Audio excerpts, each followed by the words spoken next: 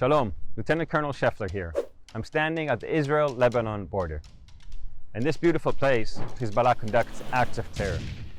They try to execute horrific terror attacks across this border against civilians, living right here. In July 2006, Hezbollah infiltrated across this border, killing 5 soldiers and kidnapping 2 of the bodies. This is how Hezbollah instigated the Second Lebanon War.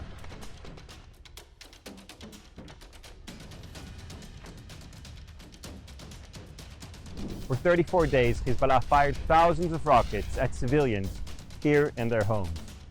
At the same time, Hezbollah used the people of southern Lebanon as human shields, endangering their lives. This constitutes a double war crime, aiming at civilians while hiding behind civilians. Following these acts of terror, the UN Security Council Resolution 1701 required full disarmament of Hezbollah. The world hoped Hezbollah's malign acts would stop. The security situation would stabilize and the people of Lebanon and Israel would be safe. Sadly, this didn't happen. Instead, Hezbollah and other terrorist organizations in Lebanon continued to harm both nations. In 2015, Hezbollah fired an anti-tank missile at Sheba farms, killing 2 IDF soldiers.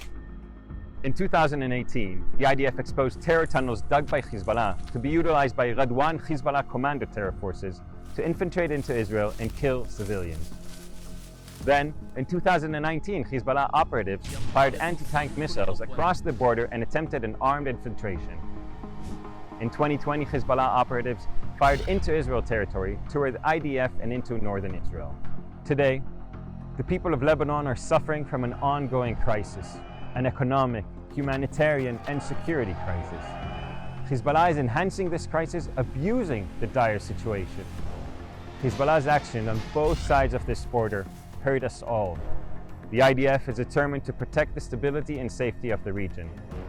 Today, 15 years since the Second Lebanon War, we continue to guard this border and defend our civilians. We continue to believe and hope for peace.